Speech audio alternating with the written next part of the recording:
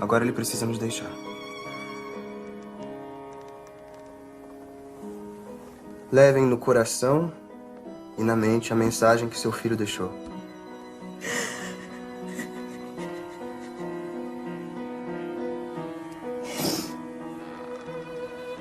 Obrigada, Divaldo. Deus te abençoe. Não me agradeça, senhora, eu não fiz nada.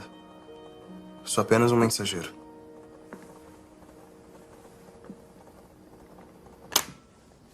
Que trabalho bonito, Divaldo. É uma pena que você fique de cabeça baixa e não consiga ver a emoção das pessoas. Por isso tem tanta gente lá fora. Sentiu medo? Não. Eu senti vontade foi de ficar aqui com vocês. Então fique. Trabalho é que não falta. Divaldo, quem é o seu guia? Eu não sei, eu gostaria muito de saber, mas não sei. Mas com certeza deve ser um espírito muito evoluído. Divaldo, você já fez alguma palestra pública? Palestra não, nunca. Aceitaria fazer uma em Aracaju? Aracaju? Aceite. Aceite. Aceitaria, sim. Tá ficando famoso, hein, Divaldo? Queridos irmãos, hoje recebemos com carinho a presença do médium baiano Divaldo Pereira Franco.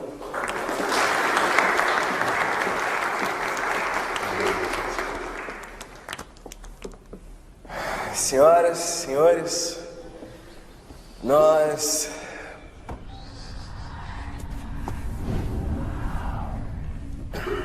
Perdão. Senhoras...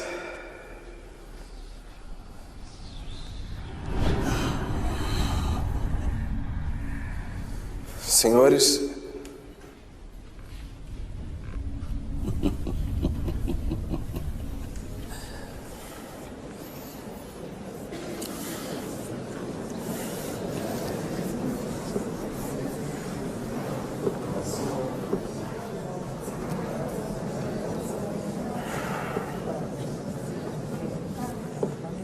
Um minuto.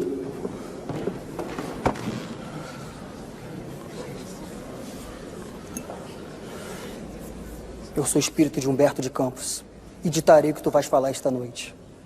Não pelo seu mérito, mas em respeito ao público presente. Levanta-te. Para falar de Jesus é preciso estar de pé.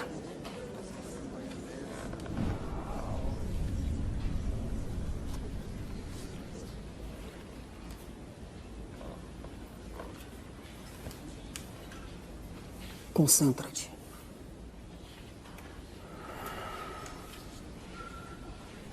Quando o primeiro pastor se elevou da terra no carro da morte, o Senhor esperou no trono de justiça e misericórdia, de modo a ouvir-lhe o relatório alusivo às ovelhas do mundo. O céu, as águas, as coisas do ar,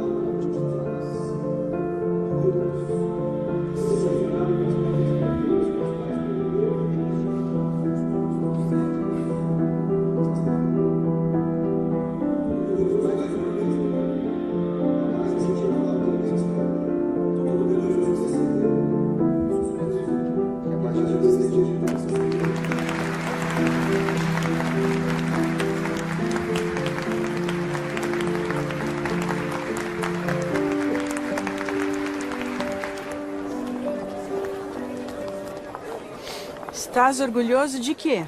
De um conhecimento que não é teu? O senhor tem estudado os livros sugeridos pelos espíritos? Sim, mas não muito. Então, como poderias aceitar o convite para uma palestra? Sabe qual o papel que o senhor fez hoje? O de um papagaio de imitação. Divaldo, para ser médio é necessário muito estudo e muita bagagem cultural. Para conseguir decodificar corretamente o pensamento do espírito. E também para não ficar à mercê dos espíritos sabotadores, que são muitos. A primeira lição é da humildade. A vaidade é o primeiro passo para a derrocada de um médium. A boa mediunidade se forma lentamente, num estudo calmo, sereno, longe dos prazeres mundanos e do tumulto das paixões. Do contrário, o mesmo dom que lhe foi concedido pode lhe ser retirado, ou pior, o senhor pode prosseguir nesse orgulho solitário, mas sem a nossa proteção e sem a nossa inspiração. Você deveria escrever a Chico Xavier. Uma visita a ele iria lhe fazer muito bem. Eu vou escrever. Ele sim. É um bom exemplo de que a humildade não deve vir da retórica, e sim do exemplo. Então vamos lá. Bem-vindo a todos que estão aqui. Vamos comentar essa cena, são 3 cenas, tá? Tem muitos ensinamentos e a gente vai comentar isso do início ao fim, e não só essa parte do Divaldo que não sabia o que falar na palestra. Se vocês perceberem, esse filme vai para pessoas espíritas e não só. E aí mostra uma mesa mediúnica onde existe uma comunicação dos espíritos para pais que perderam um filho. Então imagina se você é católico, budista, e você também perdeu um ente querido e não sabe que tem essa técnica. Porque esse filme não é só passado no Brasil, ele é passado no mundo inteiro, né? Em várias nacionalidades. Então imagina que isso já pode ser uma forma de consolo da arte, mostrar que é possível a comunicação através de médiums centrados em trabalhos mediúnicos para realizar a comunicação com os entes queridos como uma forma de consolo espiritual. Então, isso já é uma grande história. Só que vocês percebem também que a Joana de Ângeles, quando está na mesa redonda, ela está circundando a mesa. Ou seja, quando ela caminha, ela como mentora, ela é presente na atividade espiritual, como nessa atividade espiritual que a gente está fazendo agora, que existem espíritos que coordenam e que realmente estão presentes para poder nos ajudar a realizar tudo isso e passar a mensagem, porque a gente sabe que não estamos sozinhos. Somos em 12 aqui, mas quantos espíritos estão assistindo essa primeira reunião do entretenimento essencial? Então, o mentor e os protetores saibam que sempre estarão presentes em qualquer atividade espiritual que vocês fizerem. E isso o filme demonstra. Existe uma outra coisa de quando existe o convite feito para o Divaldo fazer a palestra, e o menino, ele tem a função de, que nem Pedro fez com Jesus, e Jesus fala, sai daqui, Satanás, quando Pedro fala, que é o de estimular o ego do Divaldo. Olha que bonito o seu trabalho, tem tanta gente lá fora e você nem vê. E aí depois ele fala, ai, você vai ficar famoso. Então, isso é muito para a gente entender que existem pessoas com a maior das boas intenções ao nosso lado, que até admiram o trabalho, mas que são estimuladores de sentimentos e emoções dentro de nós. Se nós alimentamos e acreditamos nela, pode vir mais para frente o que a sintonia do médium tinha com o obsessor, que falou, aceita, aceita. E sempre quando os obsessores falam com a gente, ele tem um imediatismo e tem uma coisa muito mais densa, mesmo que nós não ouçamos através de clarividência. Então é aquela coisa que a gente vai no ímpeto. Por quê? Porque a gente está estimulando, no caso do Divaldo, que ele precisava ser trabalhado na parte do ego. Então, o obsessor, e ele falou, ok, então eu aceito. E ele não se preocupou em se conectar com a sua mentora para perguntar para ela em oração se era válido aceitar aquela palestra, se ele estaria pronto, se eles estariam ali para auxiliá-lo. Ele não questionou. Ele falou, eu consigo. Por quê? Porque ele estava aceitando devido a uma intuição do seu maior obsessor de vida. Mesmo assim, a equipe é tão misericordiosa que tudo se deu, tudo foi arrumado e ele foi até lá. Só que aí ele não conseguiu falar. Por quê? Porque ele não estava preparado e também não tinha tido o ok da sua mentora e da sua equipe.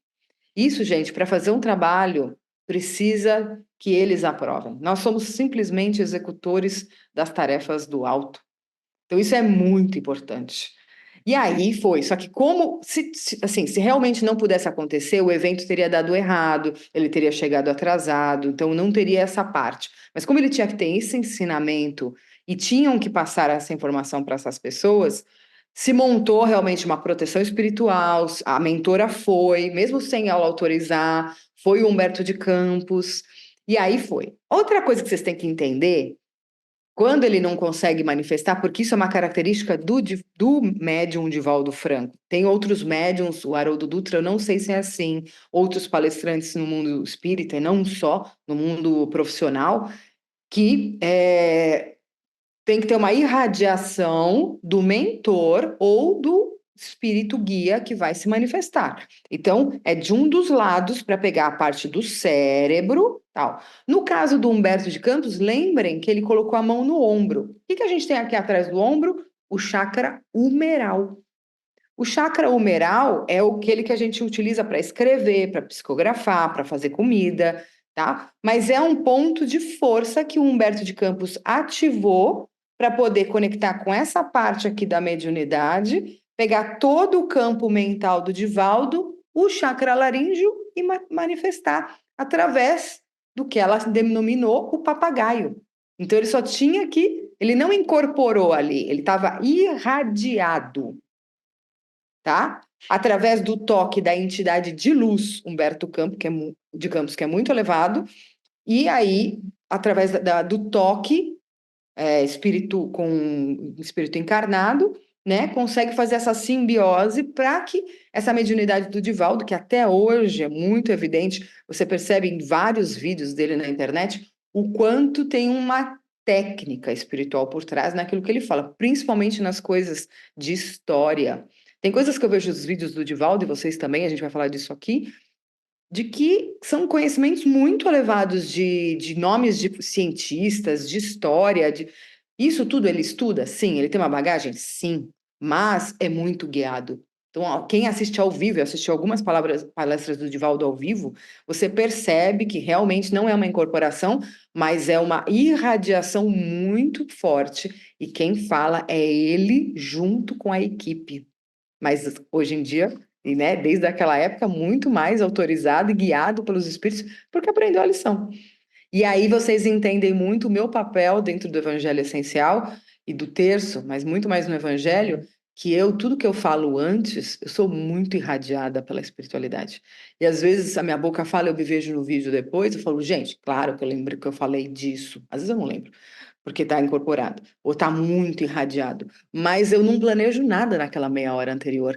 Eles planejam e eu estou aqui à disposição para o meu laríngeo e todo o meu aparelho manifestar. Por isso que às vezes tem pessoas que não, até nem concordam com as coisas, ou então com as entidades, e não é culpa minha, e sim do que o espírito está querendo manifestar, porque conhece quem está do outro lado da tela.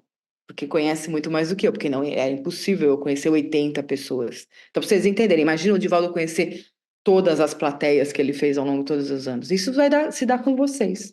A última coisa que eu quero acrescentar, essa história e eu passei por várias, né? E todo mundo sabe que eu trabalho o meu ego, vou trabalhar até o último antes de morrer. E acho que nas próximas vidas também. Mas eu aprendi, né? A Joana também é muito firme aqui comigo, no sentido, quem me elogia muito, eu já começo, coitado das pessoas, eu começo a desconfiar. Eu já começo assim, ai meu Deus.